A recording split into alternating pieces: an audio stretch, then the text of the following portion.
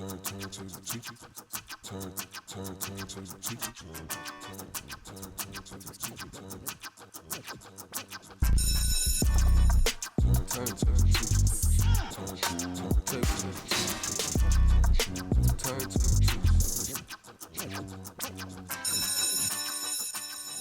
welcome back. I'm Mike with the Turntable Teachers, and class is back in session. Here for an exclusive episode at Landsdowne. We're watching Johan drink beer, actually. No, I'm only kidding. We are here for Johan Lenox's tour with 070 Shake. He's playing at the House of Blues tonight. Obviously, will come out after the fact, but we wanted to sit down with Johan as we do when he's in town. We'll sit down with him for a quick little catch up. This has been your third appearance on the Turntable Teachers. This is actually in an elite class. Only him and Taha. You're the only ones that have had 33 appearances, so you're in elite company. Wow. Yeah. Thank you. It's huge. Thanks, I know it's like the biggest thing. No, of course. That's huge. As they're hearing U2 in the background potentially. Yeah, can you hear that there's U2 playing in the background or not? Comment in the comments if you can. Let us know if you can hear the U2.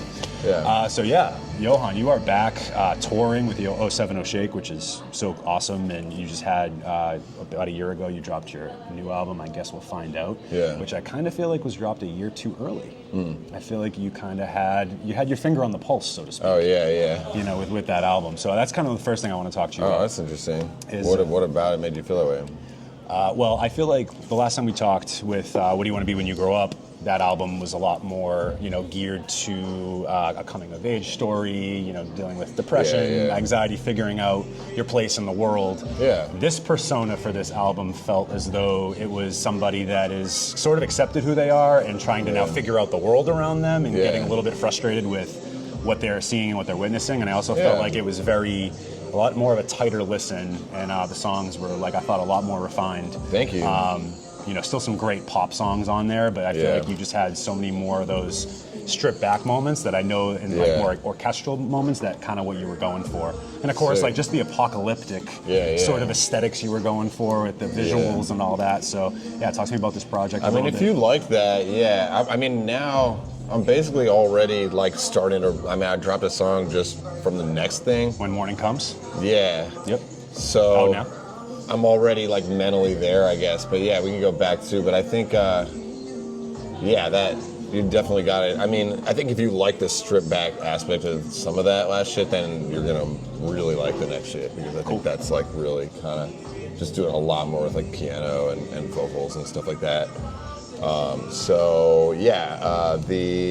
You'll actually hear tonight, I'm playing When Morning Comes, but I'm also playing, I think, 3 unreleased tracks. Heck yeah. Or maybe it's 2. No, 3, yeah. So that's kind of, I was feeling good about it. I want to just kind of go straight into the next shit and not wait too long. But it's just about 2 years in between projects with What Do You Want to Be When You Grow Up? And pretty much, and it'll probably be the same with this, honestly, by the time. Oh, I guess it was out in the fall, right? So it might not be that long. I was going to try to get it out this year, but then I've been trying to be a little more patient with just how I roll things out and trying to make sure that things make an impact. And I had a lot of features on the first album. I didn't have any on the second album. None whatsoever, which I kind of liked. I liked. That was what I wanted to do. I feel like I generally make these projects, solo, and then I'm I guess, who could be on this, who could be, and then I enjoy working that process out. But musically, I feel like they stand alone. So I was just kind of trying to show that. But I guess I think I'm going to try to be somewhere in the middle with the next one and have a few. Just people know I produce a lot for other artists as well, and so I have a lot of relationships with people who I really respect and I really like, and I want to kind of keep it, to that kind of stuff, not just purely making random calls to Thousand Man Fonny or whatever, even though I fucking love how that turned out. One of my favorite and songs. He's also the man, but just keep it people who I've built, have relationships with, I think. And, makes total sense. Yeah. Hell yeah. So I heard, saw that you had said Boy with Blurry Eyes was one of your favorite songs you've ever made. I love that song as well. Playing it tonight. Oh, heck yeah. We're excited to see it. Spoil it, by the way, we have we're in partnership tonight with Mass Effect behind the camera. So big shout out to Moses and the team with Mass Effect. Mass Effect? Yeah. Yeah, they dropped a post for you a couple days ago. I don't know if you saw it. Did I see it? Did I comment? All right, cool. Sorry. He commented. Well, sometimes I just see stuff and I'm just, I don't know. Hey, it happens, right? I'll share it. Absolutely. Send me that. Make sure I will. I will definitely. Sometimes I'm just like, I don't know what that is. But yeah, No, I get it looked cool. it. It looked very thought out, which I appreciate. Oh, very thought out. Yeah. You're also a big classical fan. I guess he's got some records for you tonight. And he's a tactical vest fan. So I mean, what else could I possibly ask for? I don't know who this person is. Arthur Rubinstein. My dad used to talk about him. He was kind of like a goated, piano guy, playing performing like Beethoven and a lot of stuff like that. But yeah, cool. Is this a Nardwuar bit that we're about to do? You know me. Funny enough, this wasn't planned for like two of us. For you. You're Johan. We have to know. No, this was all out of love. Of course. Oh my God, it's a huge inspiration to me too. Yeah. But no, this was all Moses. I got some other little like deep cuts, but this was all. Are you actually giving this to me? Good Lord. Thank you. That's so kind. Thank you. I thought this was just to look at. Nardwuar usually takes the shit back after. I don't know if you do that. No, it's just apparently yours to keep. Wow. So. Thank you so much. Where'd you find it? Or you were digging? Old historical mansion. Oh. Cool. Yeah. You were just in a mansion? So it's I guess you're not on a mic right now, are you? You can put it, you'll have to fill it in. Yeah, well. 1800s. It was an old Italian family. 1800s, old Italian family. I'm just going to repeat what you say so the people can hear. And they left a lot of antiques, a lot of collectibles. It was between this or the original Godfather. And they got Vladimir Golshman conduct. I don't know this, but it was one of my favorites. I have no fucking idea. It's great when you get the German and the Russian all in one hand. That's how you really lock in. Yeah. Perfect. Yeah. Yeah. Dude, thank you so much. We're excited for that. We got I figured you would be. He didn't even tell me this till about we were walking this over is all here. just the one. I guess it is, right? It's probably just a really long piece of music. Good Lord. It's crazy. Thank you. That's what happens when Turntable teaches a Mass Effect. Wow. Sure. Collaborate. Remind me. Boy with Blurry Eyes. Yes. Why is that one of your favorite songs that you've written? I was curious to ask you. Yeah, I guess. I haven't thought about that in a while. I feel like I'm mentally always just like in the new. Just whenever I said that, it was probably a year ago. I feel like I'm just already on some new shit. But fair enough. Like When Morning Comes is probably my favorite song now. Yeah, you know what I mean? But recency bias, I get it. Yeah. I really like the melodies. I really like it. Definitely tied together some aspects of like 90s like rock that kind of my brother kind of showed me when I was a kid. That kind of has like a nostalgic thing for me a little bit. But then still bringing together. I don't know. I felt like the perfect hybrid of a lot of different things that I like. Melody-wise, got the strings, got the like grunge kind of or whatever, like Britpop kind of influence, and then like lyrically, I think it's just I feel like it kind of summed it up for me, just kind of the vibe of how I feel right now. Yeah. And there's a verse in the middle about like making cocktails. Which is one of your favorite things, we know. Yeah. We know. Yeah. What's you making any fun content? They really are playing a lot of Eminem here tonight. I know. They were playing, I think, Without Me maybe before this? Yeah. Whatever. Yeah. I guess they like Eminem here. Yeah. I got no problem with that. I got no problem with it either. I had a dream I was in a session with Eminem like a couple nights ago. I did, yeah. Wow. So maybe that'll we'll manifest that maybe, potentially? Yeah. Maybe. That'd be fun. I certainly wouldn't say no. I don't know that I have much to offer him, but I think that'd be funny. Pretty cool. Yeah. And fun, probably. And fun, I'm sure it would be. Absolutely. Cool, man. Yeah. And I know, so lyrically is like where I think this project brought me in. Yeah. Just from like the standpoint of, like I said, I just felt like you kind of called it with everything we got going on right now. And specifically my favorite song, we talked about this on text, but The Way We Are. Oh yeah. I just love the way that like my interpretation of that song was a lot more driven to like, I kind of derived it to like social media, like tell me something stupid, tell me something useless, like social media is these days, which I know are kind of like, it's kind of tongue in cheek because this is totally what we're doing right now for social media. So.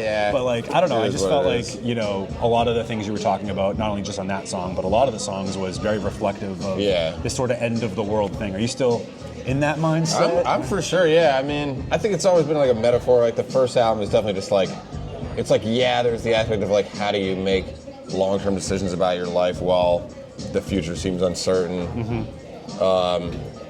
But it also doesn't have to literally be that the world's on fire, although it is sometimes. But just that like your world might be on fire, or there's thinking about it that way. But I think the second album, I think it was just a lot more like free. I think lyrically, I think that's the direction I've been moving in. Yeah. It's like, you know, it's like a lot of parts of that second album I just talk about like going to space, or like, you know, like in Blurry Eyes I talk about that a little bit, or like going into the future, or like going into the past, like talk about like, there was a lot more stuff about like growing up in Massachusetts and stuff like that was like specific, and just like not really worrying about whether people are gonna know what it means, I guess. I've been trying to kind of do more of that. And then with this next album, I feel like it's even more like just really stream of consciousness. Yeah. Like there's always some kind of story, but I'm a very like logical person, I think, and I tend to speak in a really like deliberate manner. But Yeah, I've it always feels felt like that way music about you. is, Very to the yeah, point, music is, I don't know, sometimes you just want to, it's like, I guess just realizing that people don't really have to totally know what you're talking about is sometimes better maybe, or at least it's fine.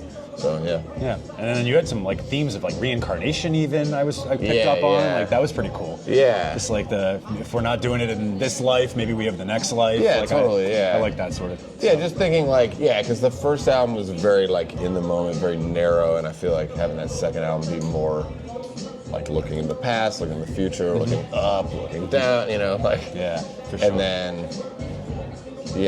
then visually I had a lot of stuff about like, it was like the first album was like, oh, shit's coming, and then like the second one is like, oh, it's happening It's right here, now, it's we're right all now, trying yeah. to survive.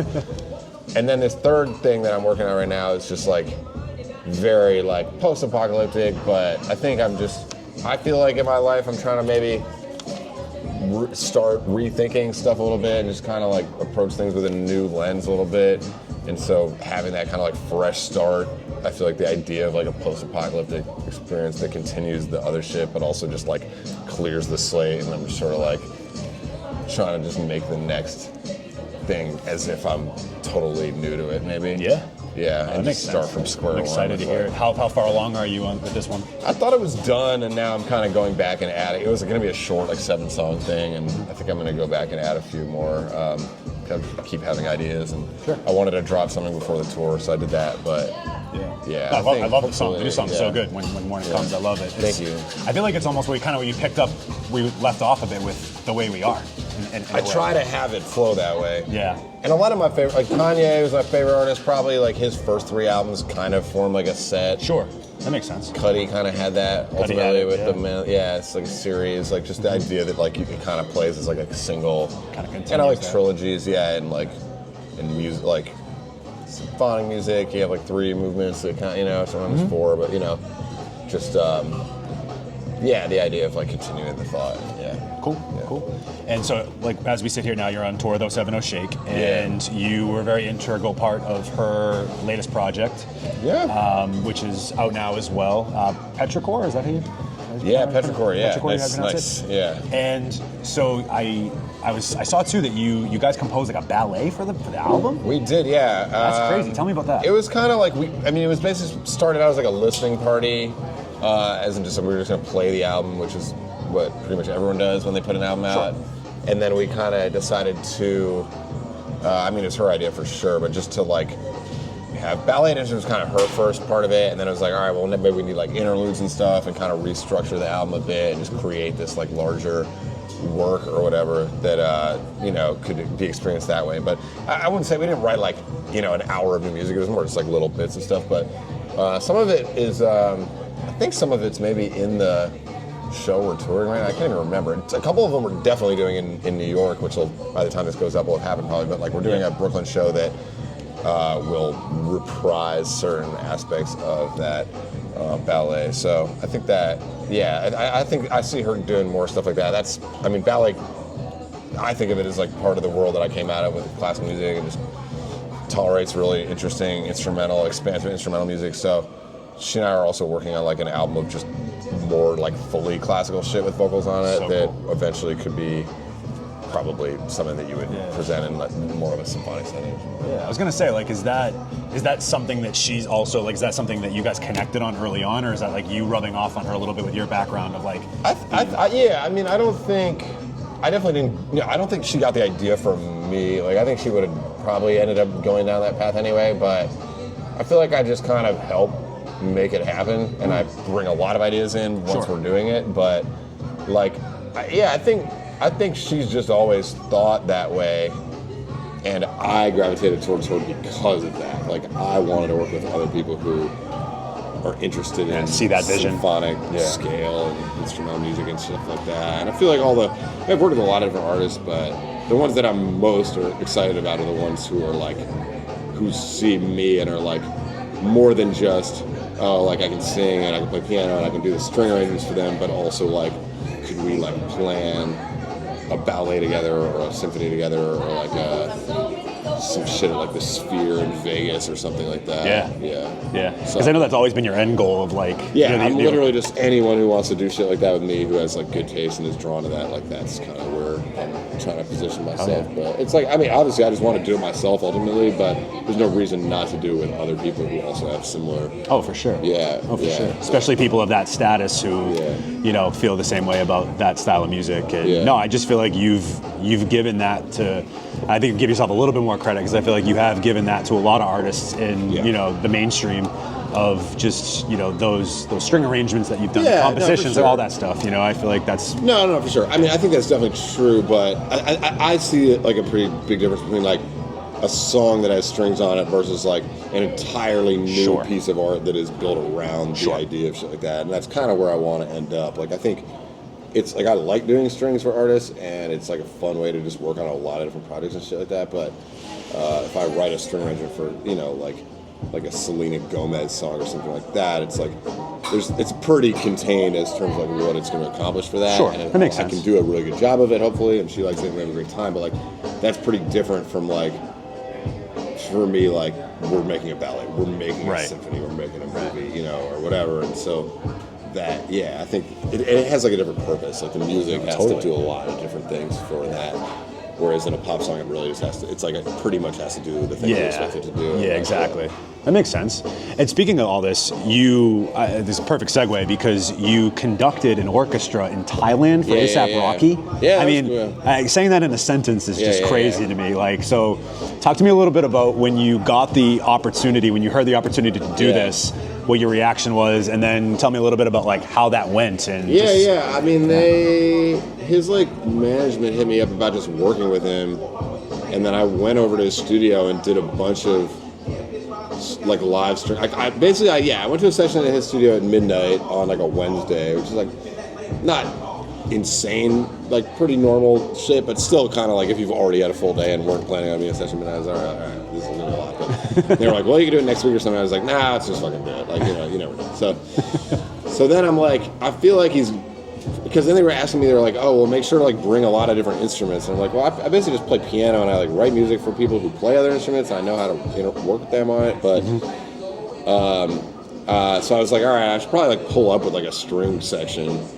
So then I just started hitting my friends being like, hey, do you want to play violin tonight at midnight for really God knows how long at Rocky's spot? And they'll probably get paid well, but most people probably said yes. Don't really know for sure, exactly what it's going to be. And so I got 3 of my favorite. I almost never shout my string players out. I don't know why, but because when I'm on tour, they're all different. But the people that like really like some of my core people were at that one, which were Yasmin Almazidi, or she goes by Yaz sometimes, but she's sort of the OG with me doing strings. Like she's played on almost everything I've ever done. And then Marza Wilkes, who plays cello a lot for me, and then this other dude, Nick Kennerly, who plays violin and viola, which is nice because sometimes you want both. Viola's a little lower, kind of fuzzier kind of texture. So we got there at midnight and we just started going through songs and adding shit, and I was like drinking a lot of tequila, and then I was like probably there till 6, 7 a.m., something like that, and then dipped out, and then just, basically he would like, he was just like, what are you doing tomorrow? What are you doing anywhere? So I was like, all right, cool. So we'll come back, like Friday maybe of that week, and then it was just me and him and John Batiste. Yeah. Oh, love John Batiste. Who I'd never met before. He's sick. What was really fucking weird about that part was that he was like, we were just jamming for a while, but he was on the guitar and I don't play guitar, so I played piano. Yeah. And I'm just like, I play piano like pretty well, but I was like, I don't feel like I have any business playing piano in the same room as that dude. Him, exactly. So it's just kind of like, I was just like, I kept like looking back and being like, this is good, right? He's like, you got it. He's like very positive. He's like, you got it, man. You got it. So, I don't know John Batiste from a hole in the wall, but he seems like he'd have that type like, of... mean, you have to think that like maybe I would make different decisions from him, and so still adding something that you wouldn't necessarily get from having him do it. But like everything that I was doing, if he saw it, he could just then do it much better. But whatever, that was what we made, and they just cut it up into samples anyway, so it gives a shit. But and then that same night, Rocky was like, "Do you want to go to?" He's like, "I want you to help me with this Thailand shit I have." And I was like, "Oh, okay, when's that?" And he's like, "It's next week." And I was like, "All right, well, sure." And then assuming it's not going to actually be, I mean, I'm just like, yeah, whatever. You tell me. What's that? Crazy. But he's super cool. He's like one of probably the coolest person I've ever met in my life. I believe it. Yeah, I believe Rocky. He's like super nice and really like positive and just sort of like. I mean, once I was on the trip, it's like he's really the type of guy who like you're in an airport bar and he's like befriending everyone in the airport. Like mostly, especially when they don't know who he is, kind of like more just loves talking to random strangers and just and buying everyone drinks, just like really positive vibes. Yeah. Just as like a person, not even as like a star, really. Yeah. But then he's also like the man. He dresses incredible. And he's got this vision. Oh, yeah. So I was just he's really cool. I was really into that experience. But it's such a wild playlist we're listening to right now. A lot of Outkast, a lot of Eminem. This is like Will.I.am. Yeah, this is Will.i.am it is featuring Britney Spears. Don't worry, I know.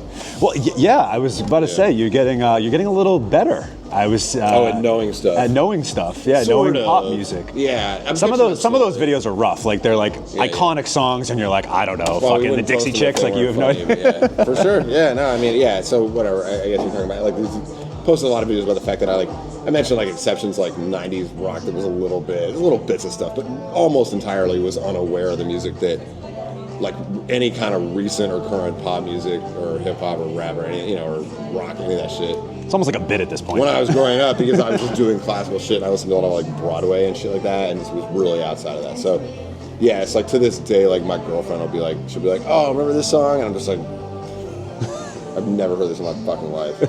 And she'll be like, there's literally no chance. So it's like I probably did hear it in the background like a CVS, but I just wasn't tapped in. or Lansdowne, maybe. Yeah, exactly. It's like very easy, surprisingly easy to ignore if you don't know what the song is. Yeah. I hear you. So yeah, I'm catching him now. But there you go. Excuse me. Anyway, we went into Thailand together. It was like I had to put together a string section in Thailand on like really like 3 days notice, which was like pretty terrifying because I mean I do these tours. I play with musicians around the United States and I've now done Europe, so it's like that's all like relatively easy. But Thailand, I had no idea where to start. But it's like people I went to school with that like knew other people who played in like Hong Kong who had maybe flown to Thailand for one show because it's like not that far, and they knew people and then somehow pull it together. But, hell yeah, man! It looks like quite the experience. From the stage, which is I saw 50,000 people. Check out his Instagram. The video's sick. People. Rolling Loud Asia, a thing I now know exists. Wait, Rolling Loud Asia's a thing? That's what it was. He was the. Oh, that's what it was. He was the headliner for that night for Rolling Loud Asia. Yeah. So this is something like that has to give you some hope then that like there is a space to do exactly stuff like that. To like conduct a legit orchestra for like a high-end that's artist. kind of what my girlfriend. She was like, "That's really cool that you were like conducting from the stage." I've never really seen that because everyone's seen like you get like James Blake to play piano, or you get like a cool piano player, but like pretty. And then like I've seen people with orchestras and shit, but usually it's just like very like anonymized orchestra with like suits and like a conductor whose name no one ever knows. But because we were dressed up in a cool way and because I'm able to brand it well, I think having it be a little more of a vibe and just like like a cool person doing that, I guess. Exactly. I don't know a better way to say that. But, just that could be like an interesting lane. And I do think that's true. I have some friends who conduct orchestras like more regularly, like for pop stars and shit like that. Oh, sick. I don't want to get stuck in that because it's like, all right, well now you just do Coachella every year and conduct the orchestra for like whoever it is, and it's like I would do it, but it's like I'm still again like kind of trying to get more into a space where it's like not just surrounding pop on music top of a song, but like we're talking about like a new piece that works in its own terms, like an opera or a ballet. Or something like that.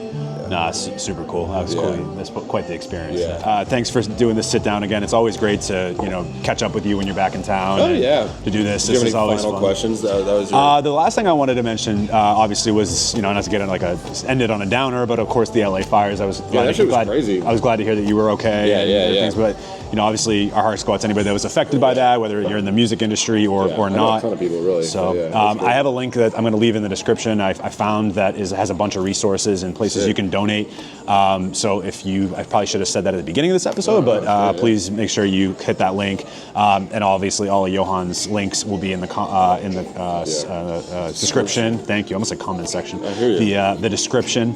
But no, man, no, this was we want to just make it quick and easy for you, and just chill and hang out. And this is always great to see you, bro. I'm glad to be here, and I will say actually the thing about the fires, since you brought it up, is like it is kind of interesting because I've like used as my like iconography just like apocalyptic images and shit. I mean, so there's some posts I did during the rollout for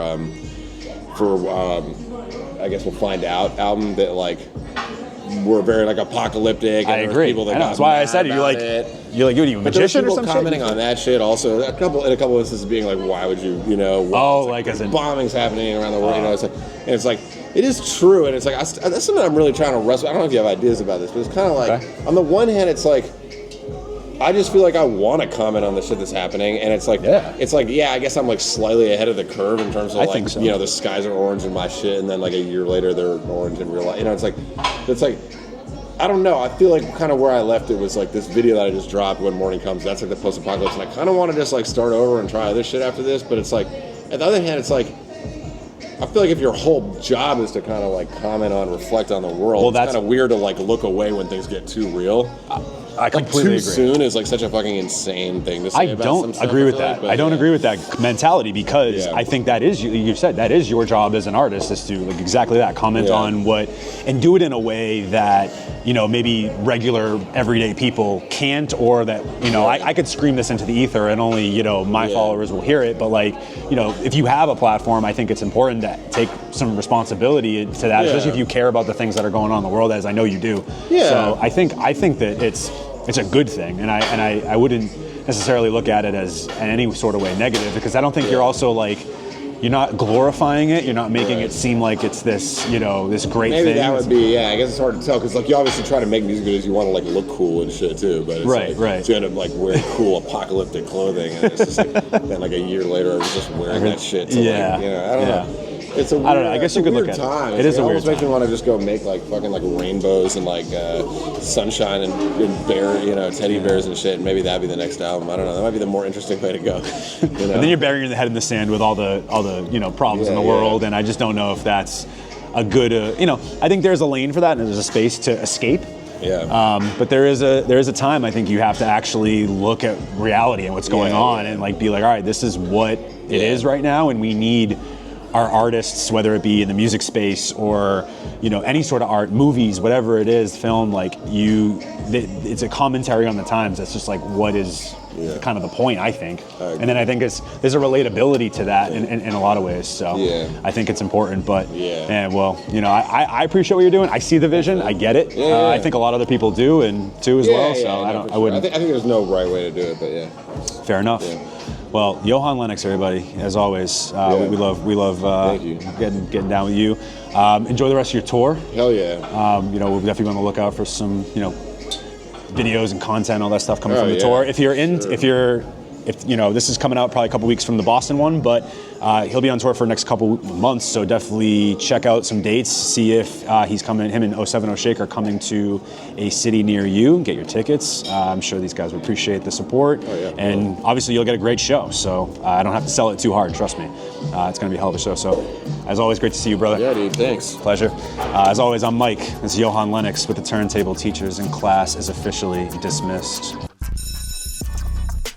Turntable.